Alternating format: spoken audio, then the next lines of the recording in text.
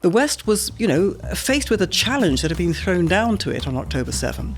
Does the West support civilisation or barbarism? Yes. Means that if I, as a liberal progressive, have championed people who are barbaric savages, what does that say about me? It means I am not a progressive at all. In other words, at the very base of victim culture is old-fashioned, unreconstructed, open anti-Semitism. Today I'm talking to Melanie Phillips, one of Britain's most powerful commentators on the way we live now.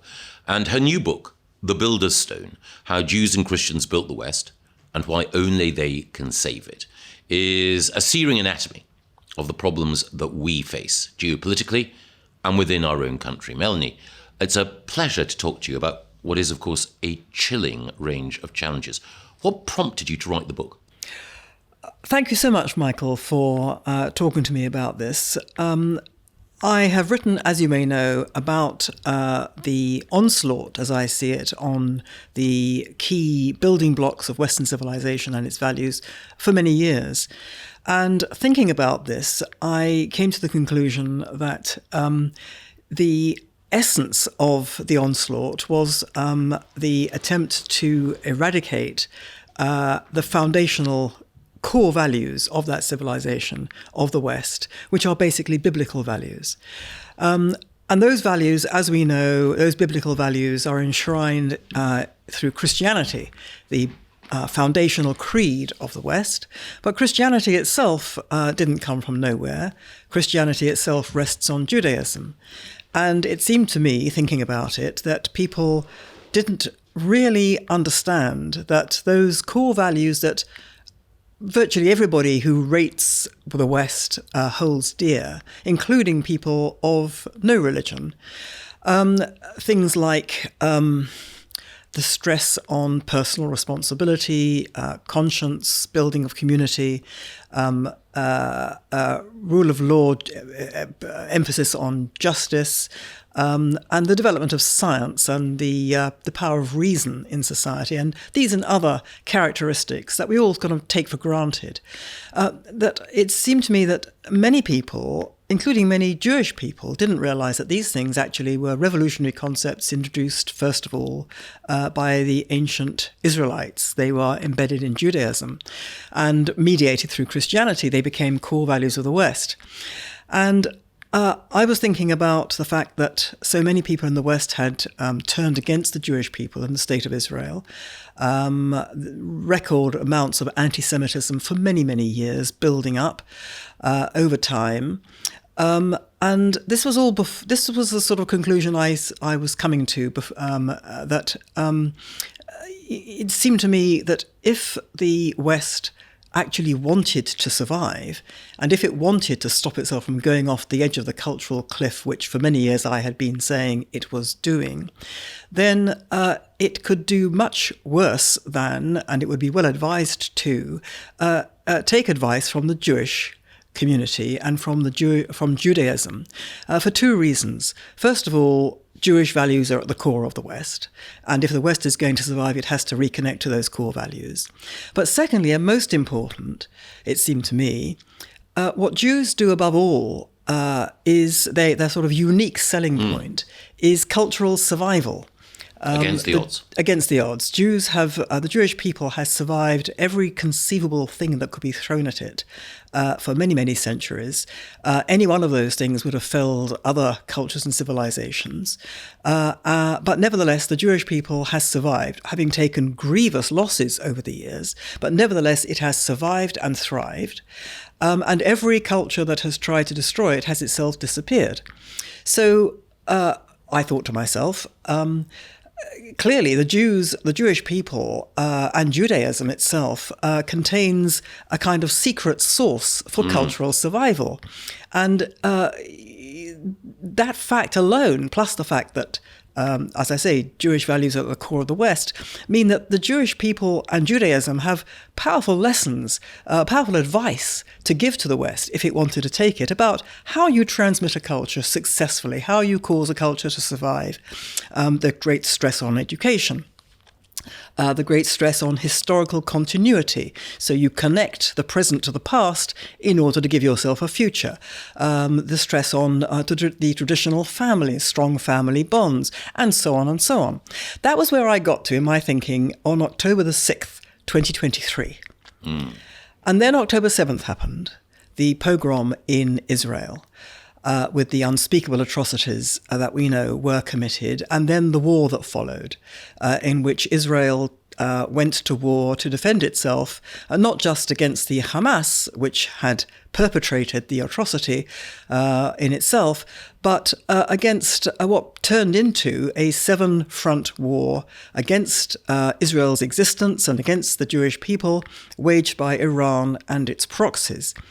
And what was so shattering after that shattering blow of the October 7th pogrom was the reaction of the West. Yes. Because one would have expected a civilised world to have understood that Israel had no option but to do what it did, to go to war in defence against this genocidal agenda. But instead, much of the West turned against Israel, represented its entirely just war as a war of aggression, accused Israel completely falsely of war crimes, of starving the Gazans, not allowing in humanitarian aid, of killing too many innocent people, including children. And this was a gross and defamatory libel entirely based on falsehoods. And it seemed to me that much of the West in this reaction had lost all reason. And what we were seeing was the destruction of conscience and justice and reason itself, rationality in the West response.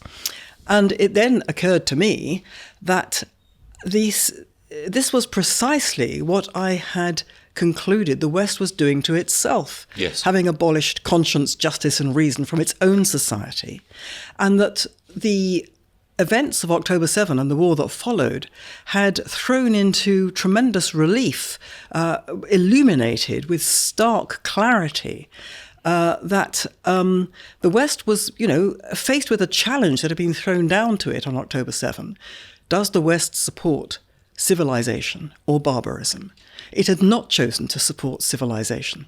There's so much in what you say that I'd like to explore, but let me turn, of course, first to the fulcrum of the book and the pogrom on October the 7th, which you write about at the beginning, and where you quite correctly anatomize the fact that Israel enjoyed sympathy for only a matter of hours, and that actually here in London, the very first demonstration that occurred were actually of people celebrating Hamas's attack. Why is it, do you think, when there are so many other conflicts in which you have states and peoples where you can legitimately criticize the state for perhaps how it responds, that Israel is singled out for such unique, execration? If you compare it to Myanmar's treatment of the Rohingya, if you compare it to China's treatment of the Uyghurs in Xinjiang, if you compare it even to Bashar Assad's treatment of his own people when he was in power, the column inches, the Twitter sphere is silent in comparison. Why is there such execration towards Israel? It's a question that I've wrestled with for many years, because this animus against Israel has been the case for many years. And it's not just an animus. It's, as you say, it is a unique animus. There is no country, cause, people or culture in the world which attracts the nature and scale of what is directed at Israel, a campaign consisting entirely of lies and falsehoods and demonization, a campaign marked by obsessional hatred, a campaign marked by a degree of paranoia. Now, these are all characteristics of traditional anti-Semitism going back through the ages. Anti-Semitism is not just another racism. It's not just another prejudice. It is unique. Unique in the double standard it employs, unique in the irrationality, the deranged nature of it, the complete departure from any kind of reason, the obsessional nature of it, the almost supernatural characteristic it ascribes to the Jews of possessing some sort of demonic power over the world, that it is the instigator of world events, or events of a tremendous global importance.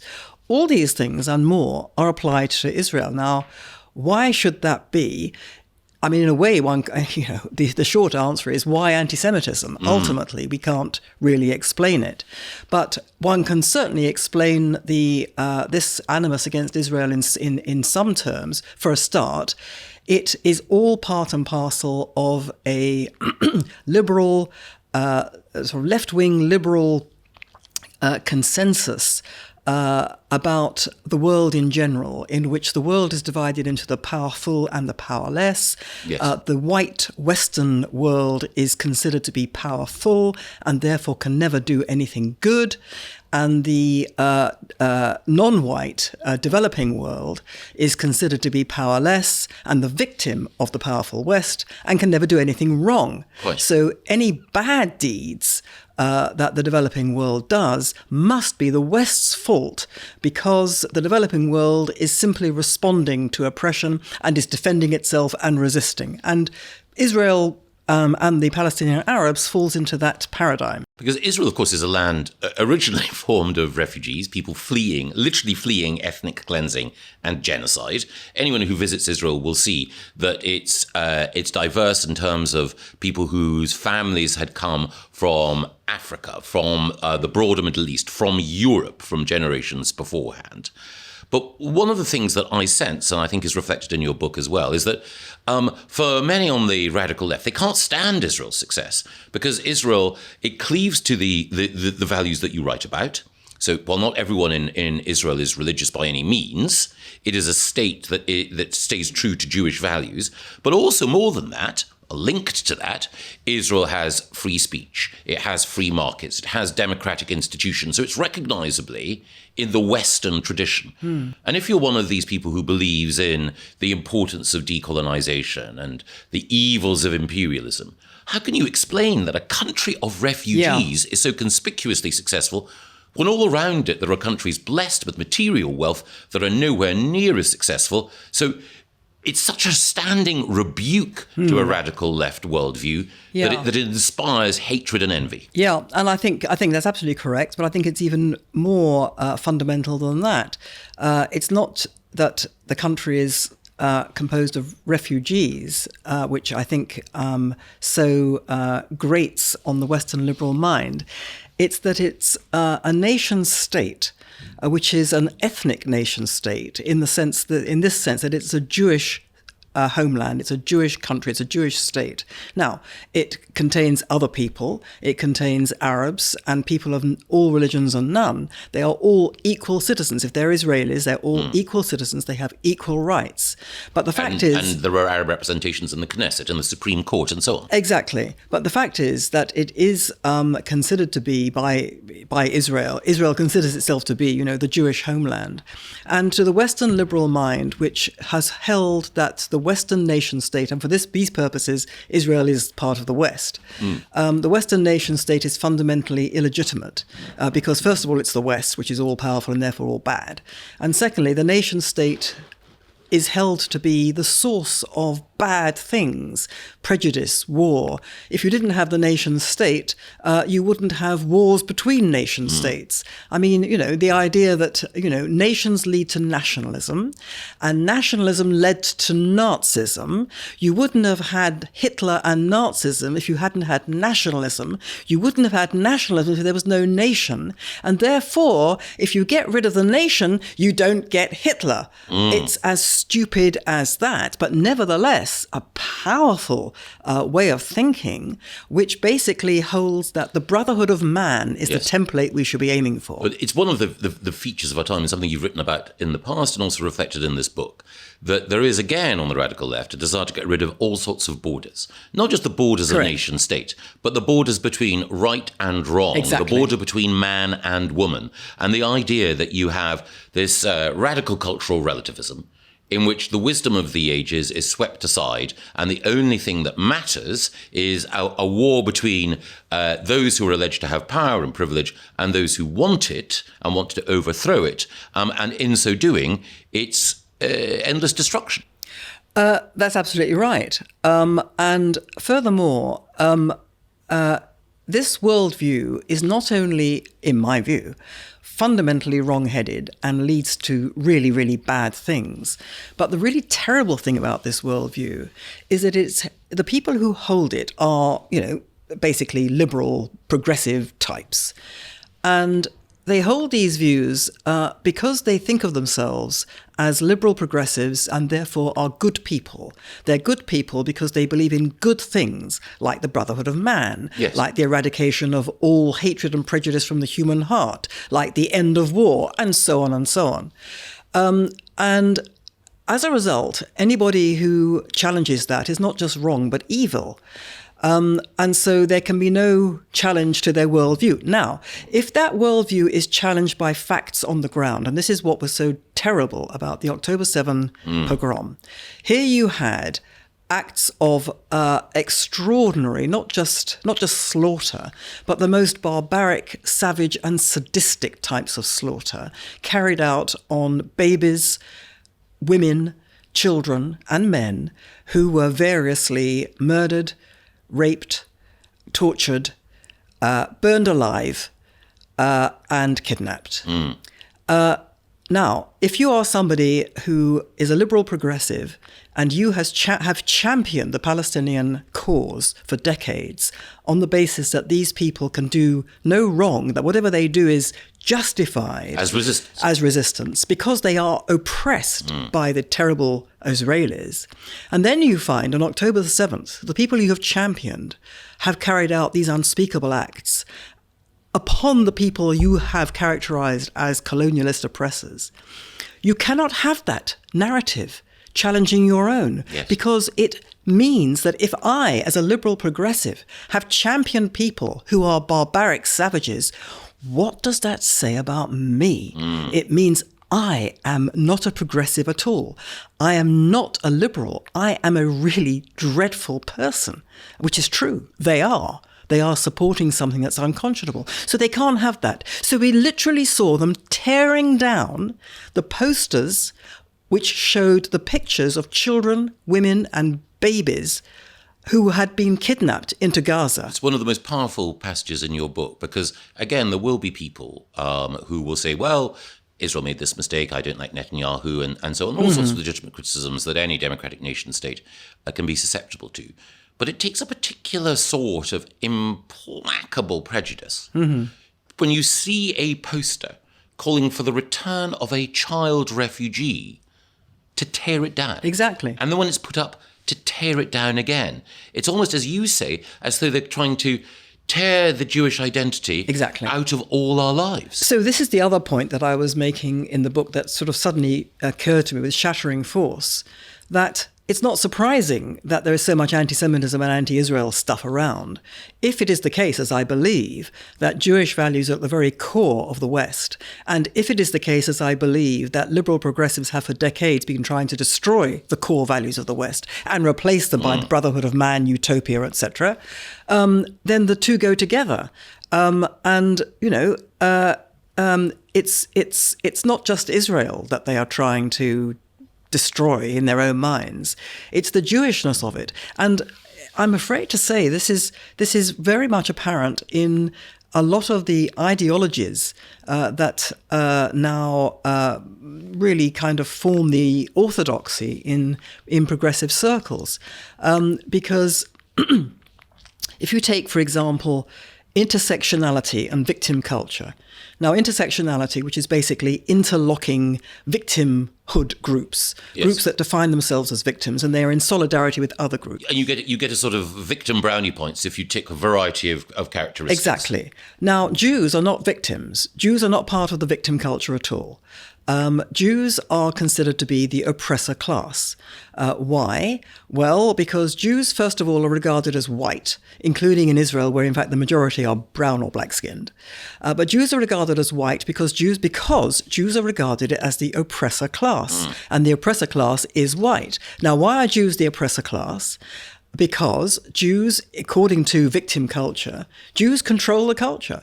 Jews control the finance and the economics and the media and the law. In other words, at the very base of victim culture is old-fashioned, unreconstructed, open anti-Semitism. Yes, I mean, one of the curious things, and perhaps this might seem like a trivial point, but many of our listeners and viewers will probably be familiar with the gripping and quite even-handed TV series Fauda. One of the premises of Fauda is that you will have people from the Israeli security forces who can pass as and operate within the West Bank and elsewhere, because, again, physically, it's indistinguishable. It's as though someone from Manchester were to be operating in Liverpool or vice versa. Now, of course, there is a cultural and a religious difference and a political difference as well. But how can you have a white-black racism when you have people who can pass in each other's communities and are visibly almost identical? Well, it is, of course, absurd. And I would wager that the vast majority of people who take these terrible views about Israel have never been there, have no idea what it's like. I mean, it's always, the people who have had variously entertained various prejudices about Israel, very often when they go, if they have the capacity to have an open mind at all, when they go, they're amazed. They are astounded. They can't believe it because it's one of the most sort of liberal cities you can find. Liberal, multicultural. It has freedom. It equals equality. There's a wonderful story of only place in the entire Middle East where gay pride marches occur. Well, exactly, absolutely, and even in Jerusalem, even in religious Jerusalem. Yeah. But there's a wonderful story also of a guy from he was a Muslim Arab. I've forgotten what country he was from, but he visited Israel for the first time. And the first thing he saw was a mosque. He said, "You have mosques here. I mean, the place is teeming with mosques." Yes. The idea that there was freedom of religion for all religions was a shattering blow to him. It changed his impression of Israel in that instant from what he had been indoctrinated to believe. You draw in the book a very powerful link between Judaism and Christianity. And of course, Christianity couldn't exist without the moral reservoir of Judaism, the history of the kings and prophets in the ancient land of Israel as recorded in the Old Testament. There have been writers, Larry Seatentop and Tom Holland, who've argued that broadly Western morality, respect for the individual, freedom of conscience and so on, are rooted in that moral tradition. There are others, like, for example, Richard Dawkins and others of the New Atheists, who would say, yeah, that's all very well, but you can construct a robust moral framework without all of that superstition. Do you believe that it's possible to have a sort of liberal humanist philosophy, which is fair and decent and enduring, without drawing on that religious heritage? No, and not at all. The idea that these values that we all share, that we all respect and admire and value. Pardon? The sea in which we swim. Indeed, the idea that those values are kind of universal, imprinted upon our DNA, or came to us from the Greeks. This is all complete nonsense. They are not universal. Most cultures don't have them. The reason the West is the West, and the reason that science, modernity, and civilization came from the West. By civilization, I don't mean, the characteristics that made Western civilization. I mean the kind of values that we think are civilised, yes, which is treating everybody treating every human life as equally important to any other human life, regarding the equality of women as absolutely axiomatic, and all kinds of things like that. these things are particular to the West, and they derive in large measure, the most important ones derive specifically from Judaism and Christianity, without which they wouldn't exist. And the proof of the pudding is in, I'm afraid, the indigestible eating that we're now indulging in, because we have kind of said as a culture, God is dead. And so we're all now going to be liberated in order to do our own thing, which is going to make us happy. And we're going to get rid of obscurantist, rubbish, superstitious mumbo jumbo. And consequently, we're going to be entirely rational and live in a wonderful age of reason. Neither of those things is true. We are having record amounts of unhappiness, especially among young people, record amounts of psychological distress and acting out of all kinds. And I think when you boil it down, and I go into this in a bit of detail in the book, referring to various experts who've analysed all this, much of it is to do with a loss of meaning and purpose in life. The Dawkins view that we're all, random accidents of the universe, whirling through space as, sort of sacks of atoms, whirling through space, and with our, consciousness being just sort of, the accidental activities of synapses. I mean, this is a terribly debilitating thing to live with. The idea that we are not the idea that we are passive, random objects. Playthings of electric impulses. Playthings of everything. So playthings of fate. It means that we don't actually have power over what we can do. The idea that, if you take away moral responsibility, you're happy. Well, you take away the power of choice. You take away power over your own life. And consequently, you become powerless and tremendously frustrated and tremendously unhappy. So the idea of happiness following from this is rubbish. It's not true. The idea that we are now rational is also not true. We are living through, having got rid of God, people are turning to belief in conspiracy theories, yes. Unidentified flying objects, witchcraft. Witchcraft is a tremendous growth industry. Yes, because there are all sorts of whether it's people seeking enlightenment through ayahuasca in Latin America, or people rediscovering neo-paganism through the Green Movement or whatever. The G.K. Chesterton point, I think probably one of the world's most famous cliches now, when people stop believing in God, it's not that they believe in nothing, they believe in everything. That seems to be manifest in the way in which there's this sort of confusion, this soup of belief. Yeah, so this idea, coming back to your original question, the idea that, we can just, there is nothing particular about the source of these values that we all cherish. We can all make them up as we go along. It doesn't work like that. No. One other thing related to that is, for some people who are, again, honest, principled liberals, they would say the key thing to do is to free individuals from restraint, that self-fulfillment is the highest good. And, this goes back to the utilitarians, maximising utility for me or for society.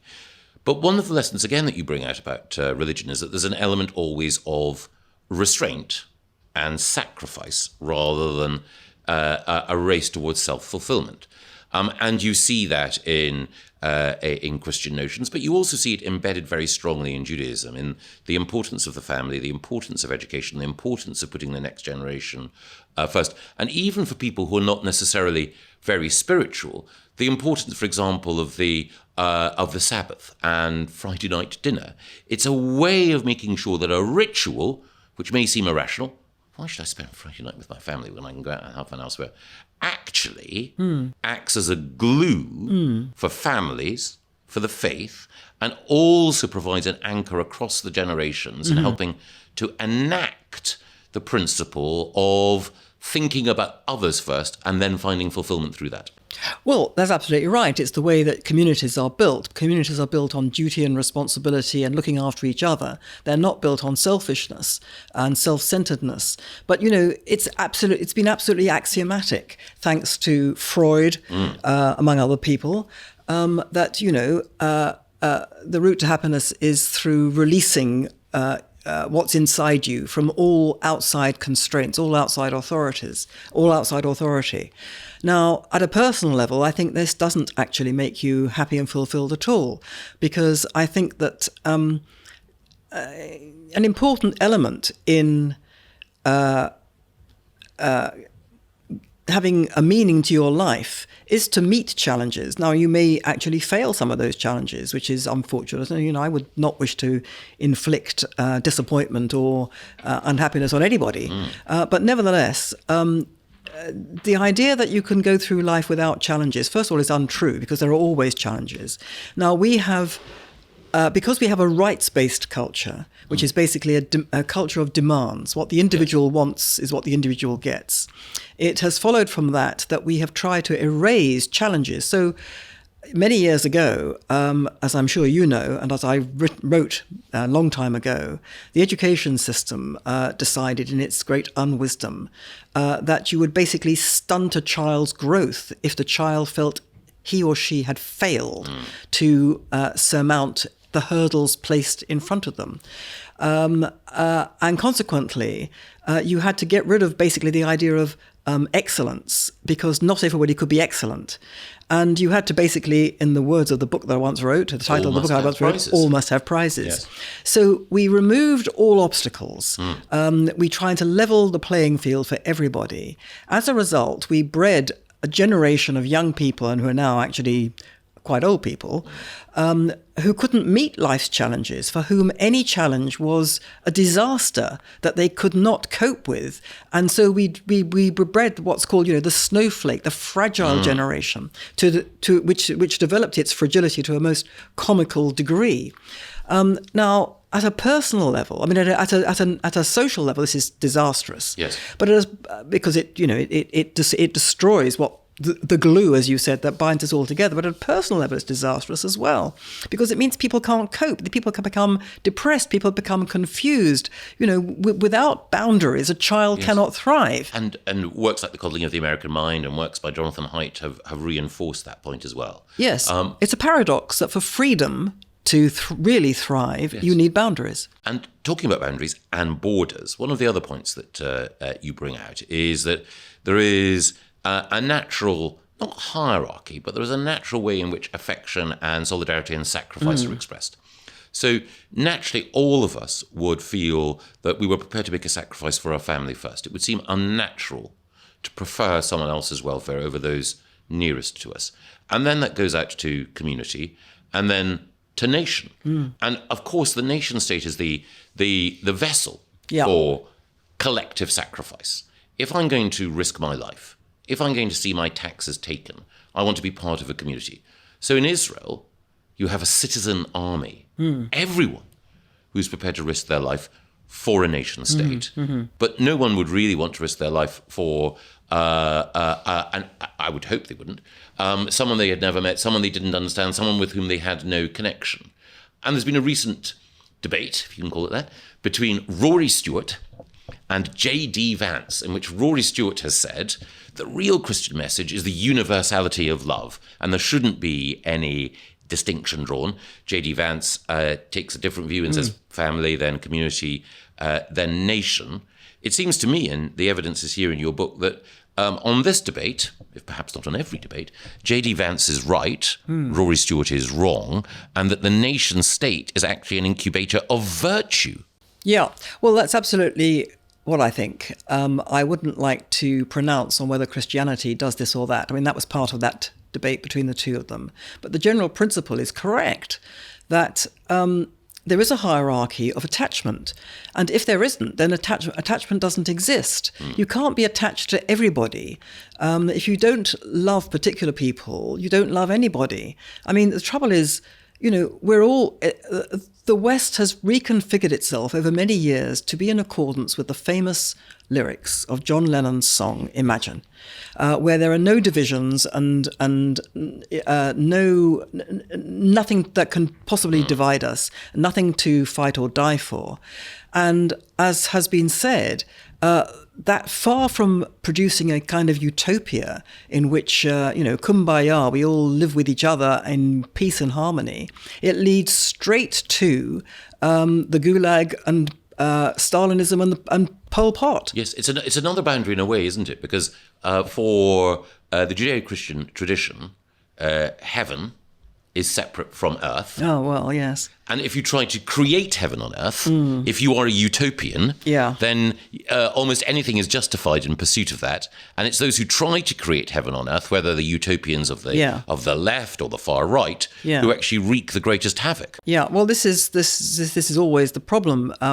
The worst tyrants around are often, if not always, but certainly often, people who believe they are working to the greater good because they have a utopian vision of the world, which is, because it's utopian, it's entirely unrealizable and unrealistic. And because it's unrealizable and unrealistic, it produces terrible suffering when the tyrant takes it out on everybody else, when they don't get to this perfection. And I'm afraid to say this is also true of the liberal progressive mind, as we can see. You know, the attempt to stamp out dissent from people who purport to believe in freedom and rights, crushing the rights of other people that they disagree with because they can't tolerate dissent.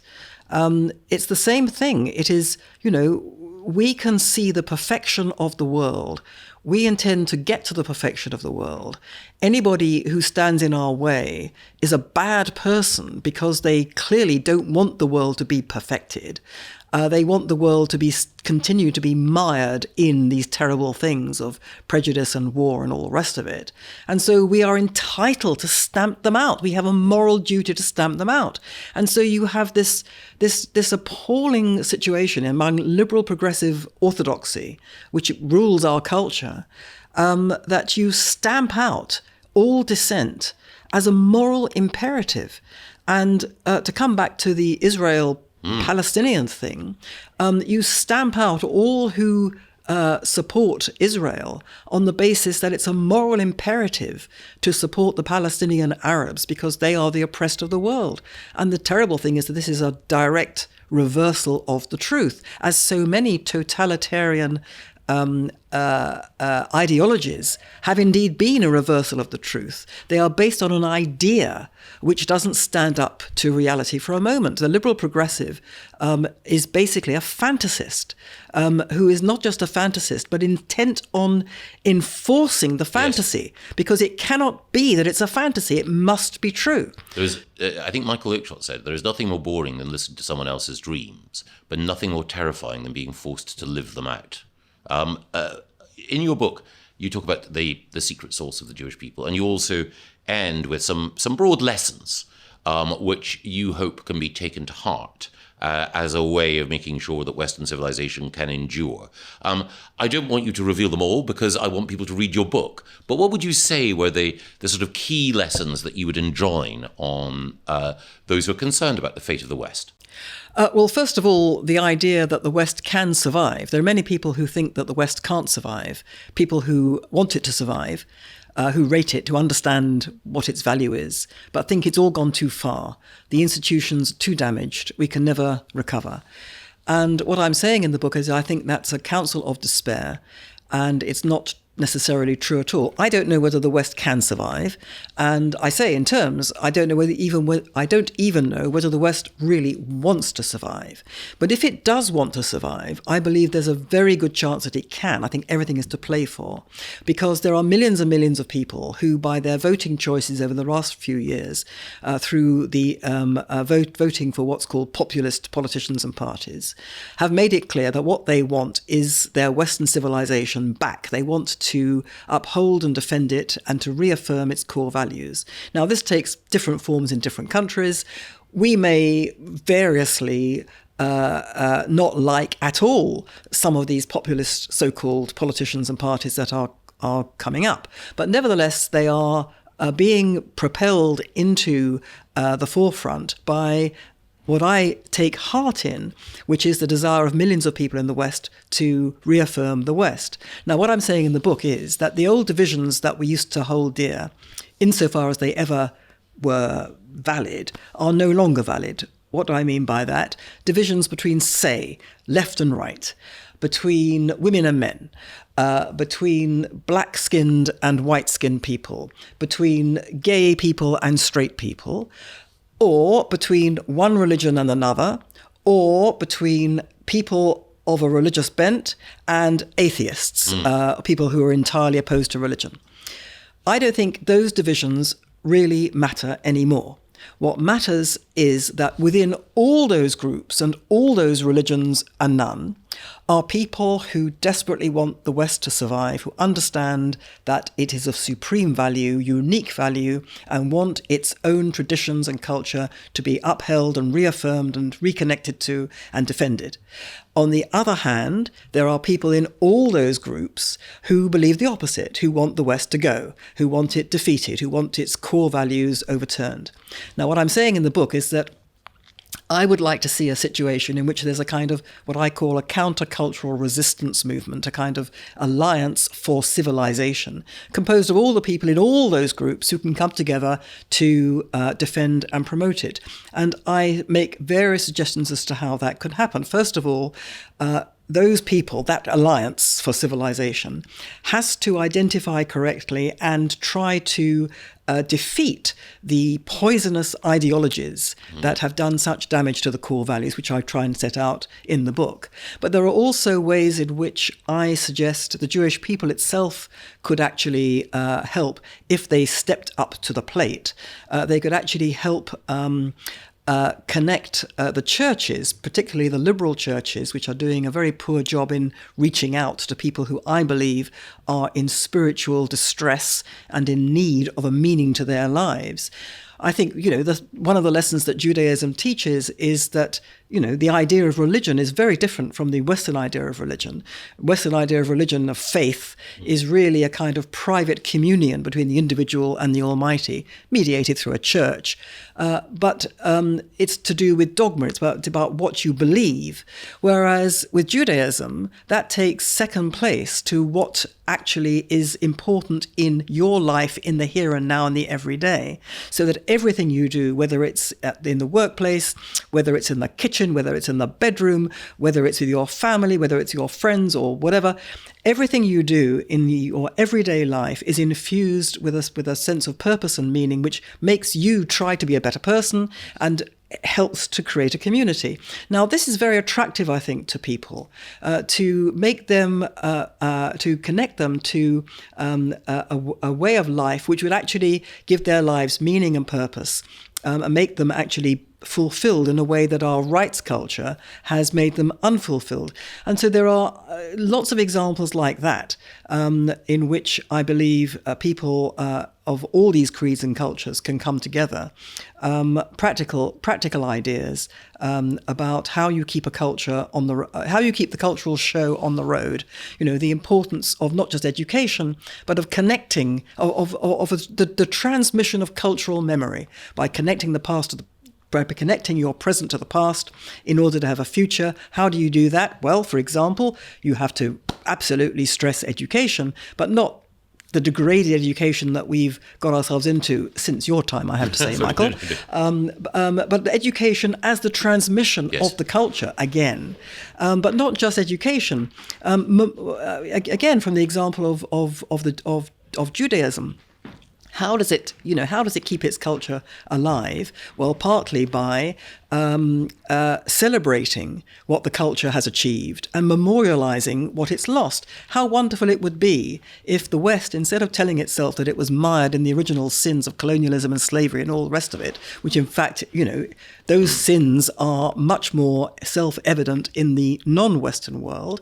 How wonderful it would be if the West started to celebrate what it had done and to celebrate the part played in that by Christianity and even, heaven help us, Judaism. And to memorialize its losses. It was Napoleon, I mentioned in the book, who said when he observed Jews weeping at the fast of Tisha B'Av, which is a fast in which the Jews weep over the destruction of Jerusalem by the Romans, he said, observing Jews weeping in this fast, on this fast day, he said, a people that can weep after 1,500 years will recover what they have lost. And this is absolutely right. So it's stuff like that I am suggesting, and also all kinds of things to do with taking action to combat some of the real ills of the day, in which I've identified, for example, how great it would be if Jews and Christians in particular, but also others who care about this, were to come together to draw world attention to something which is given virtually no publicity at all, which is the attempt to eradicate Christianity that's going on. Yes. The tremendous persecution of Christians in Africa, parts of Asia, elsewhere, the burning of churches, the burning of Christians themselves. I mean, it's unconscionable to me that this terrible thing is happening and virtually nobody, including the Christian churches, is saying anything about it. You know, this is something on which, civilization, civilized people can and should come together and, not just try to help to alleviate or stop this monstrosity that's happening. That's enough. You won't say that's, a good thing in itself. But in doing so would reaffirm the importance of the values that should obtain, the values that animate the West in order that it should rise up against this terrible thing that's happening. And that would again give people some sort of belief that this civilization we call the West is something to be proud of, is something that, gives us pride that we're members of it, makes us think that it's worth continuing with. The West has to be doing stuff which really is worthwhile, instead of what it's currently doing, which is picking on people who are defending themselves against genocide and dumping on them big time, which is what's being done in Israel. Instead of what they're doing now in the West, which is to promote murderous lies instead of the truth. How can one possibly have any confidence in a so-called civilization which no longer understands what civilization is? So it has to repair itself by rediscovering those essential civilized values, which I think it can do. I think the hunger for it is there. What's not there at the moment is the leadership at all levels. Where's that going to come from? I couldn't possibly say. But it doesn't take much, because I think one of the problems that's so prevalent is that people are understandably very, very timid about coming out and saying all this stuff, because, you get dumped on big time. You lose your friends, you lose your professional status, you lose your promotional prospects, you lose your job. The risks are enormous because you're isolated, yes, because the culture is so much in thrall to these progressive ideologies which view dissent as something to be stamped out. What it needs is leadership that actually takes the lead properly and starts saying what should be said. And then you find people are majorly empowered. I was thinking of that recent set of remarks by it was Elon Musk who suddenly discovered the rape and pimping gangs, and he said stuff. He fired off these volleys of tweets on X, quite manically, over the course of about 24 hours. There were hundreds of these tweets. And some of what he said was in fact wrong. It was factually wrong and quite defamatory of various people. But the effect was very, very interesting to me, because suddenly Britain started to have the anguished debate about the rape and pimping gangs that it had never had for the past, whatever it is, 2 decades and more, that we've known about all this. And it was as if Elon Musk, because he's kind of untouchable, he's such a powerful individual, and nobody can silence him, he kind of gave permission for people to start talking about stuff for which they would previously have been too frightened to talk for fear of being deemed to be racist, Islamophobic, and all the rest of it. And suddenly we had this great burst of, national breastbeating. It went away again. We subsided. Britain subsided into its normal posture of trying to ignore it and hoping it would go away. But briefly, it was kind of liberated to say these things. And I thought at the time, quite apart from that particular issue, how interesting that was, that real cultural leadership in these terrible times where dissent is stamped on, real cultural leadership, all it has to do is to say the right thing. And then it unleashes people from this terrible fear of saying the right thing. And then you get potentially a cascade of the right thing being said and the right thing being done. The truth shall set you free. The truth can indeed set you free, and it must set us free. The trouble is, we're in a society that abolished truth. So we have to get truth back again. Well, one thing that we have not abolished, Melanie, is you. I remember being told once that Emanuel Jakobowicz, when he was the chief rabbi, was introduced to Margaret Thatcher, who was, of course, his MP when she was education minister. And he said to her, "You are the education secretary. You are the real minister for our defence." Melanie, you are the Minister for Defence of the West. And your book, I heartily recommend. William Shawcross is reviewing it for The Spectator. Thank you so much for joining us. It's been entirely my pleasure and privilege. Thank you very much, Michael.